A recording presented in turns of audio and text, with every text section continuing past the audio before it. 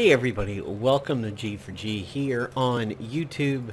Today we are in Marvel Strike Force and we are talking about what if the Fantastic Four wound up in Marvel Strike Force. So, let's jump right into it. But actually, before I jump into it, I do want to say that I saw Venom today, and I do believe the critics were quite well off on that one. I think it is getting a huge fan response in the theaters. I personally saw it with my girlfriend in an Alamo Draft House, and I was quite pleased with the whole experience. I very much liked the movie, and I think there was nothing wrong with it. There was kind of a point in which I was over Tom Hardy talking in harsh whispers and kind of wanted him to just speak. And I kept reminding myself of the Deadpool quote where he's like, have you ever heard David Beckham speak? It's like he mouth sexed a canister of helium. Not that Tom Hardy sounds like he's on helium, but by the same token, there were just times where I just wanted him to speak instead of saying things in like what is like a harsh whisper. But other than that, I think Venom was a great movie. I think all of the initial reaction from critics was way off. I don't think anything was wrong with it. I recommend people seeing it.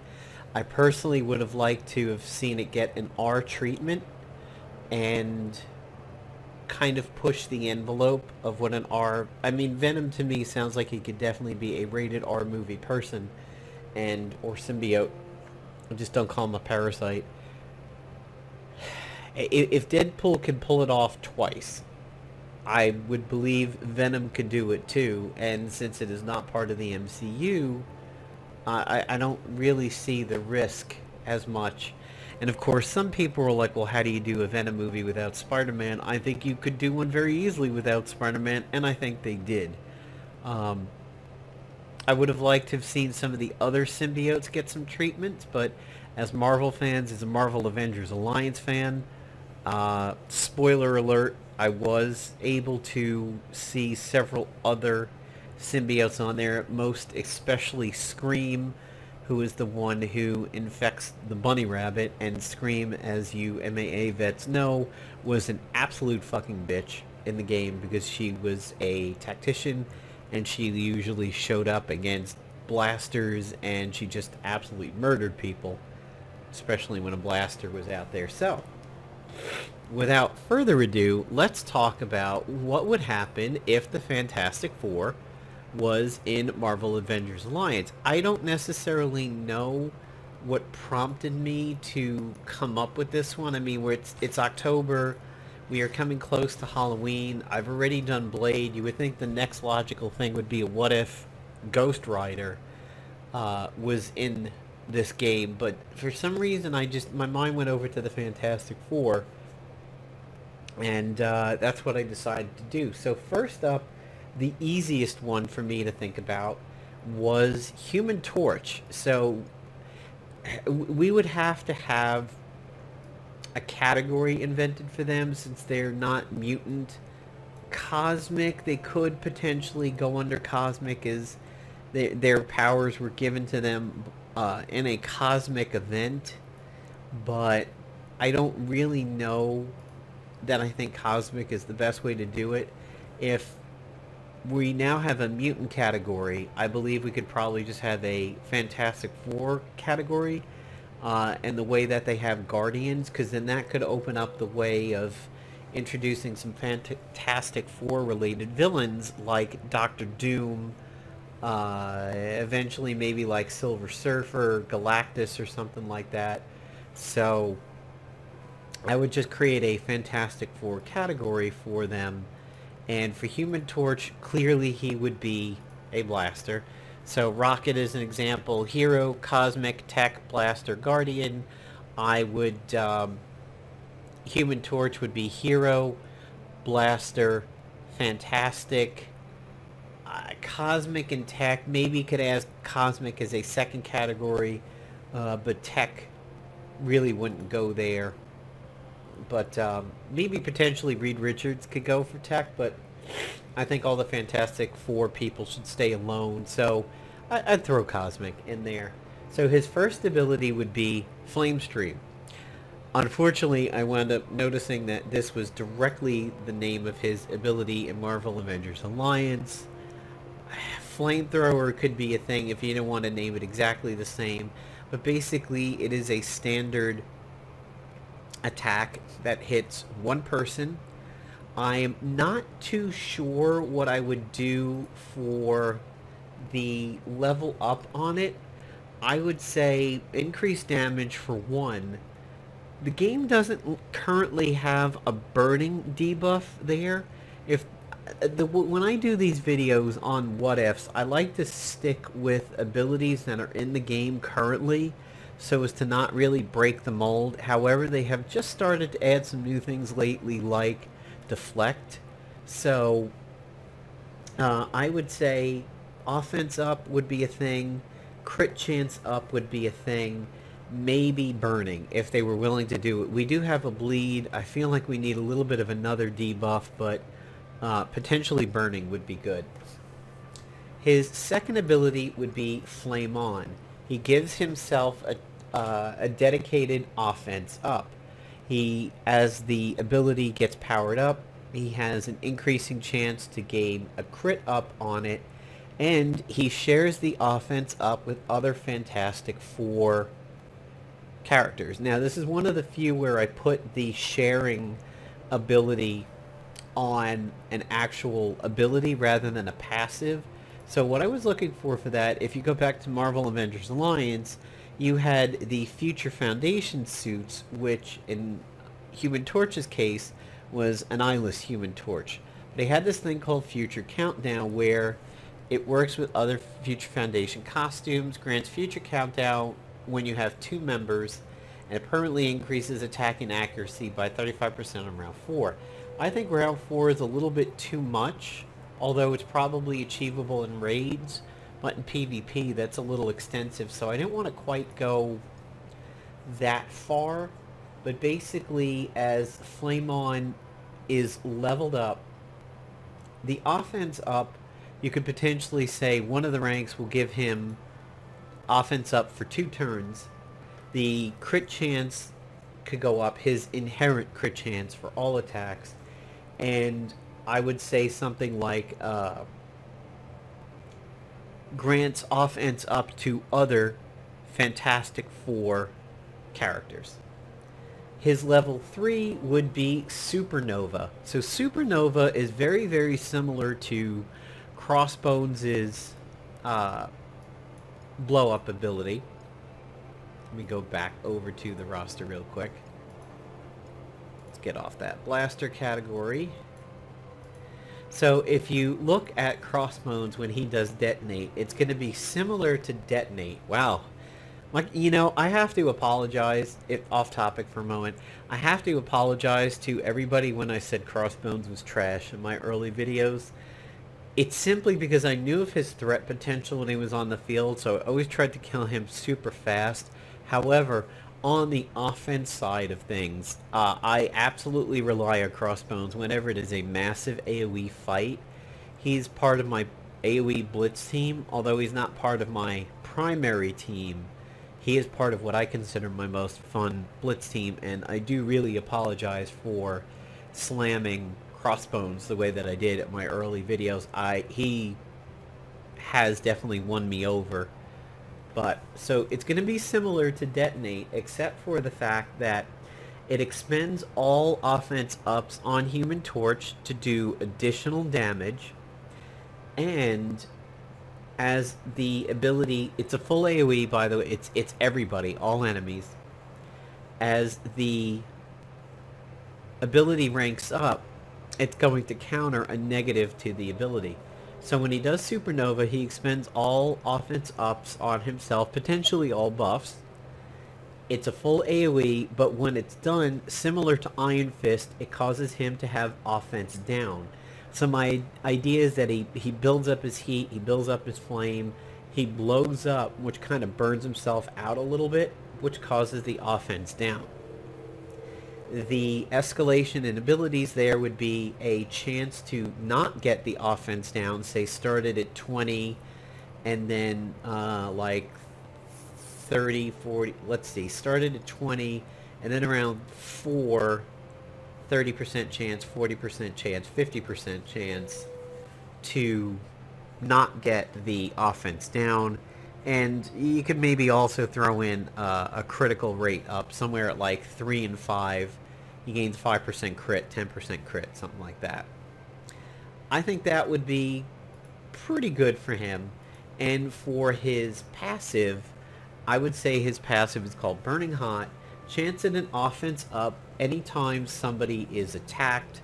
Greater chance for a Fantastic Four. This one I'm not too sure whether I want to grant it to the person being attacked or to him. I think I would grant it honestly to him because it works very well with his level 3, the Supernova. Basically, you have a percentage chance that anytime somebody attacks a member of his team, he gains offense up, and anytime any member of the Fantastic Four on his team is attacked, he has a greater chance at doing it. So now on to one of my tougher characters, although not the toughest character for me to think of in this, and since I'm picking Protector, I'm sure you know what it means, Thing. Thing was a little bit tough to think of, but I think I was able to come up with a decent kit over here. His level 1 is called Grim Punch because he's Benjamin Grimm. It starts off at 80% damage, so this is the kind of Protector that is more about straight protecting rather than Drax, which is a little bit of that like aggressive offense protecting, and Hulk and everything like that. He's sort of more along the lines of like a Luke Cage and a Captain is what I'm going for on this one. So it's Grim Punch, deals 80% damage, chance to stun, and as it's leveled up, it is an escalating chance to stun, and the damage goes up. So he goes, I'd say maybe from 80, 90, 100 to 110, and then it has a 40% chance to stun, and a 50, and then a 60. That seems about reasonable.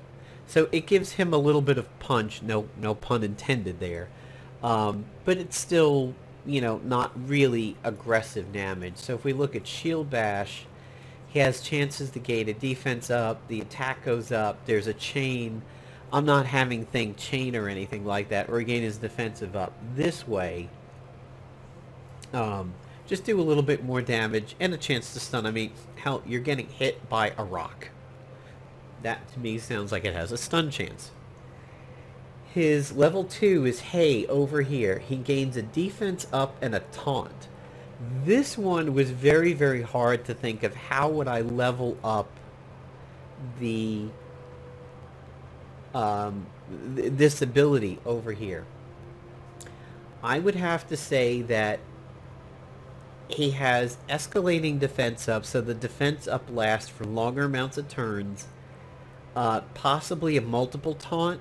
This way he gets a taunt or two on him. There are some games that have done that, because then that means it takes more than one clear ability to clear the taunt, or a chance to add the taunt back if it's removed. So, for example, say you have a thing on the enemy field, and you hit him with Captain Shield Throw, which has the chance to remove positive effects. The taunt falls off, but then he immediately reapplies it. I don't know. This is a very tough one for me to think of how this ability escalates as you level it up. His level 3, Clobber in Time, you knew that phrase had to show up here somewhere. I chose to put it on his 3, which is an AoE. Targeted AoE Ground Slam. So this is not everybody, but this is your typical cone of attack kind of deal, kind of like Quake's level 1. It has a higher chance to stun, and it does more damage based on the buffs on Thing. So again, this one was just tough to think of, although it was a little bit tougher than the taunt one. How it was represented in Marvel Avengers Alliance, we'll take a look at his kit over here for a basis. By the way, the wiki is still up. If you ever want to come back over here and relive some glory days. So Thing is right over here. So there was the original Thing, underwear Thing.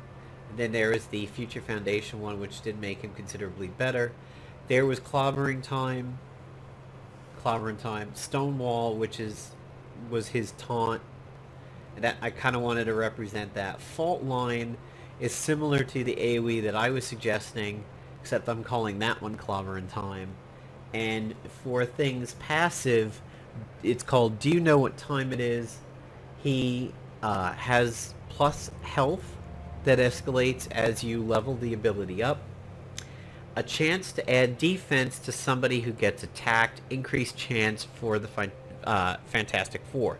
So what that is that you hit somebody. So say you had your Crossbones on the field.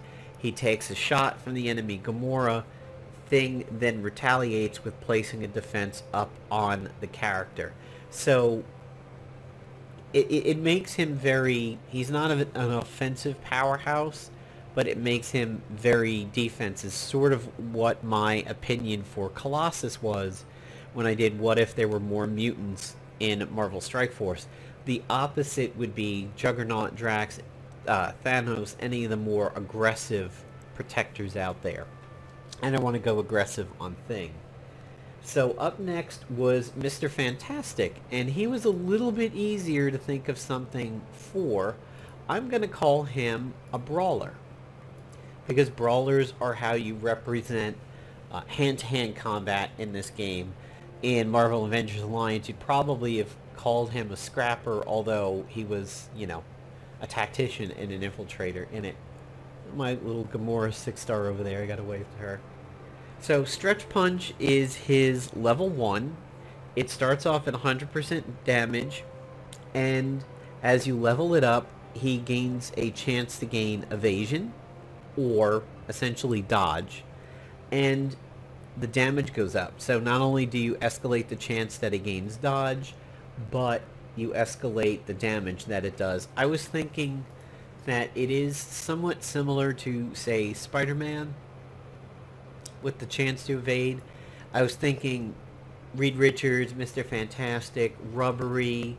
If you remember the original movie, he sort of was very rubbery, doing this like kind of Matrix dodging at one point. That was where I was getting that idea from on Stretch Punch. His level 2 is Constrict. So for this one, it's a not damaging attack. He will tie two enemies together with offense down and defense down. As you level that one up, you escalate the amount of people getting constricted, and he has a chance to use it anytime a Fantastic Four member is attacked. So you would start it off pretty low, maybe 10%, and escalate it up to about 30% as you level it up.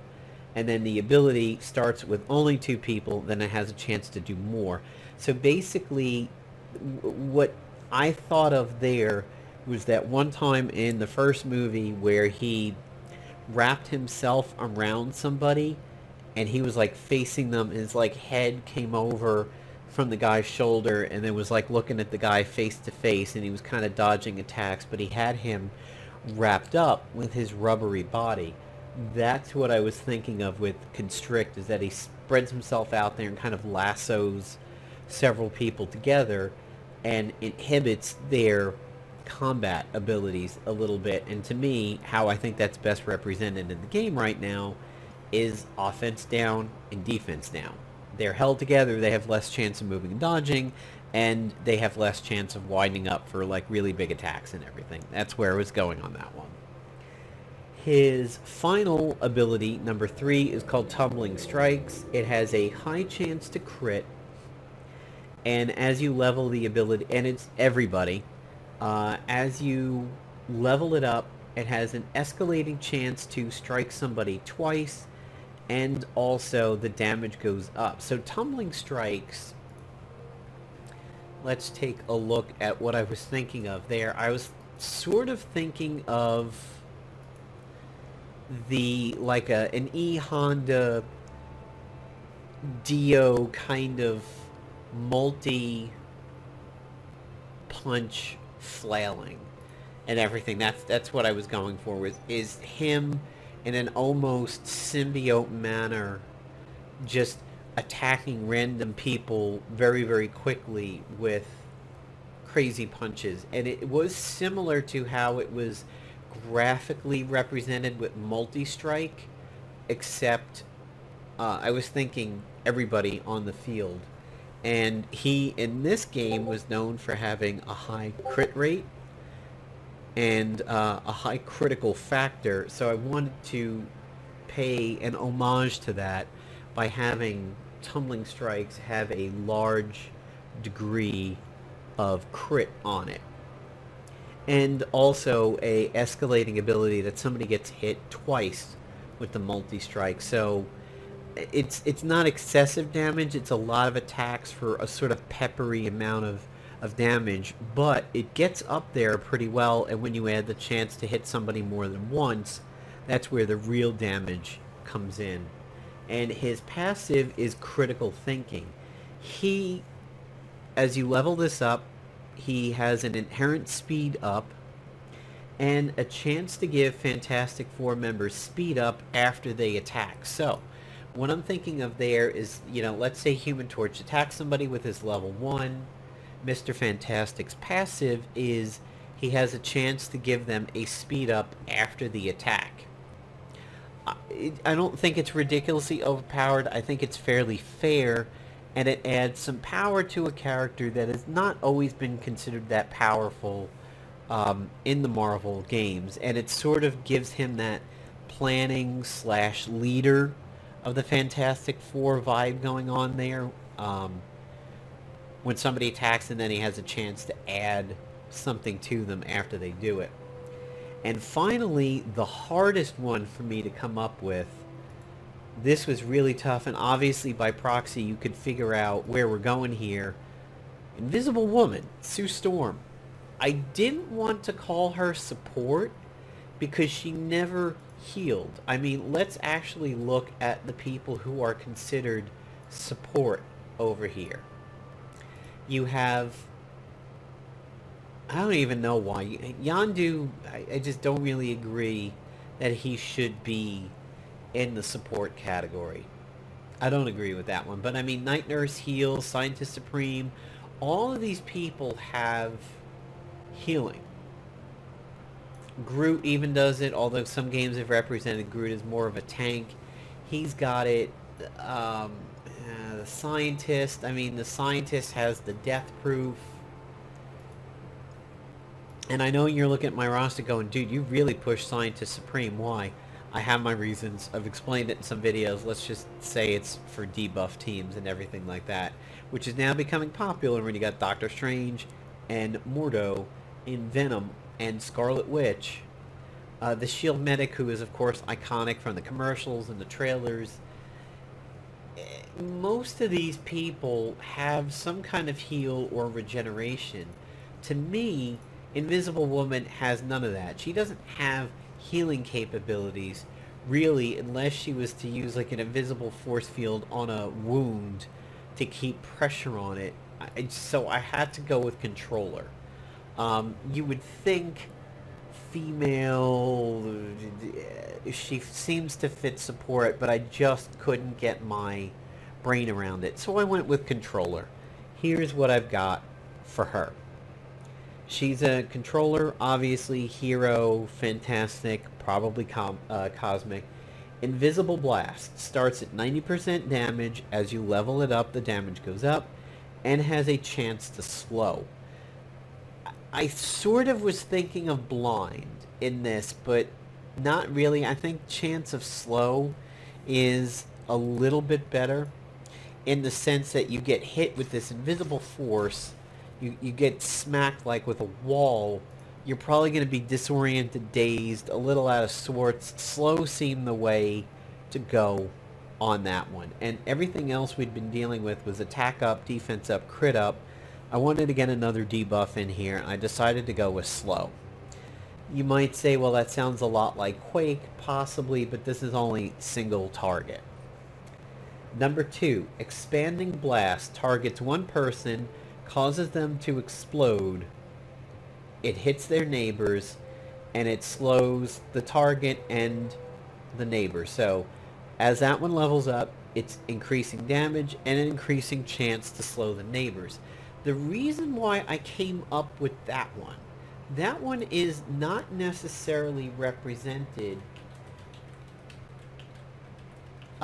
in other areas, in other games. I came across it because of a line that I read in her powers over here. So I came to this wiki article to really kind of figure out her powers that were not just going to be a direct steal from Marvel Avengers Alliance. And this line here, a force field projection,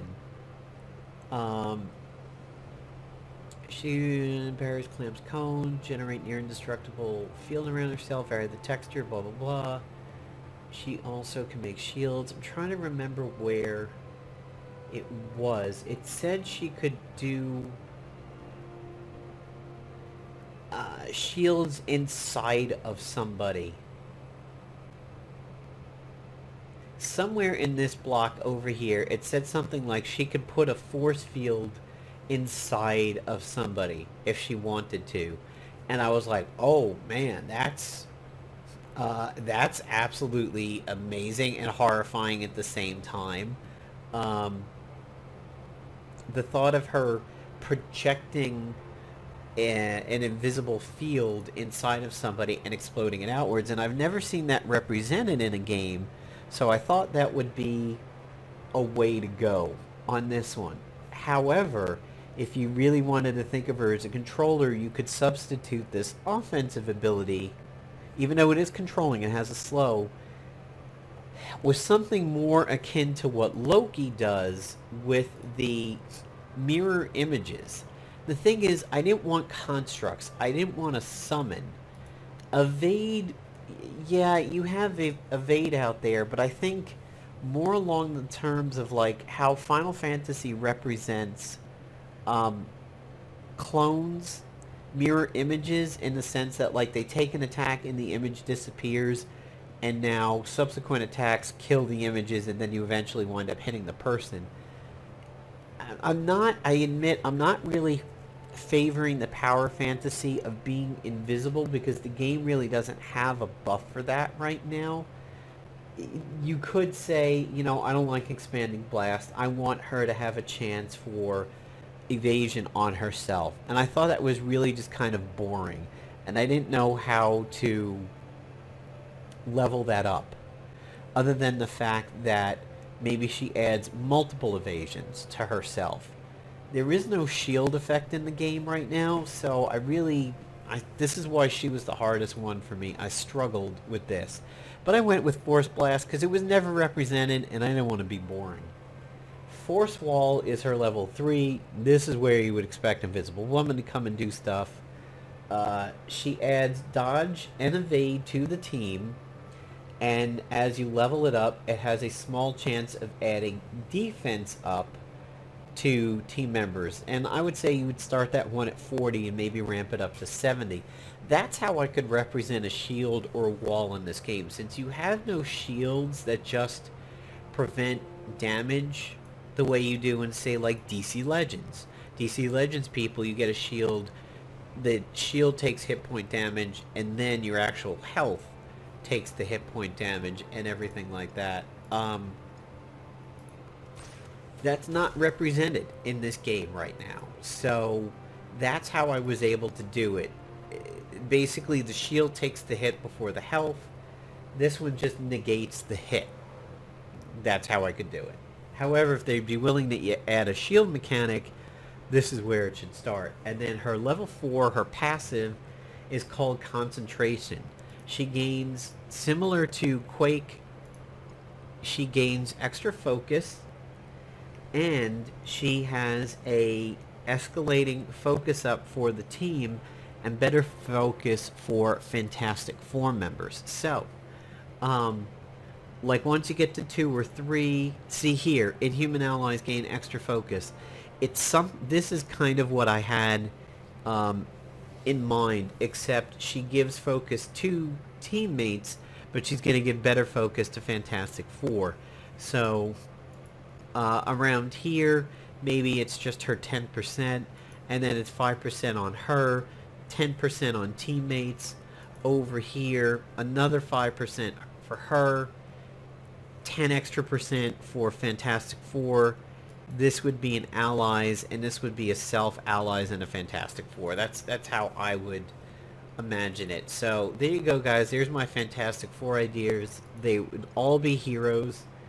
They would probably all be cosmic. They would all be their own orientation of Fantastic Four. Human Torch would be a blaster. Thing would be a protector. Mr. Fantastic or Reed Richards would be a brawler. An Invisible Woman, Sue Storm would be a controller. Support, I don't know. You could say, well, there are support people that aren't really healers, but to me, support is a healer.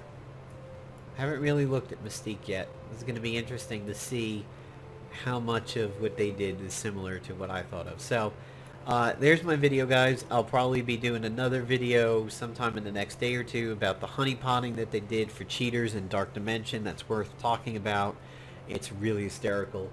So stay tuned to the channel for more MSF content, and of course more Marvel Avengers Alliance content for the Redux as we get updates. See you, everybody.